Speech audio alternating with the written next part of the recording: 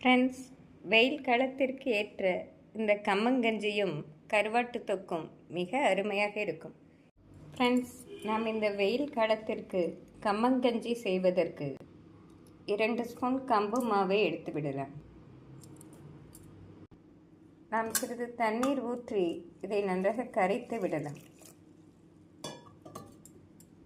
Friends, இப்படி கட்டி இல்லாமல் நன்றாக கரைத்து இதனுடன் 2 டம்ளர் தண்ணீர் ஊற்றி நாம் அடுப்பில் வைத்து கொதி விட வேண்டும்.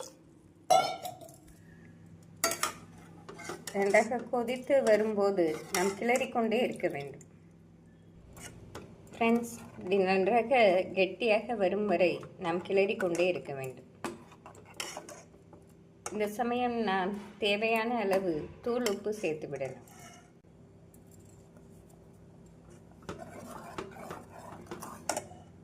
ஃப்ரெண்ட்ஸ், இந்த சமயம் நாம் இதனுடன் வெங்காயம், பச்சை மிளகாய், கருவேப்பிலை சேர்த்து விடலாம். நாம் ஒரு கொதி வரவும் அடுப்பை ஸ்விட்ச் ஆஃப் செய்து விடலாம். ஃப்ரெண்ட்ஸ், கம்மங்கஞ்சி அருமையாக ரெடியாகிவிட்டது. இதை நாம் சர்வ் செய்து விடலாம். நாம் இதை ஒரு டம்ளரில் ஊற்றி இதனுடன் நாம் மோர் சேர்த்து கொடுத்தால் அருமையாக இருக்கும். ஃப்ரெண்ட்ஸ், இந்த அளவு கம்மங்கஞ்சியுடன் நாம் 1/2 கப் மோர் சேர்த்து சர்வ் செய்தோம் என்றால் மிக டேஸ்டியாக இருக்கும்.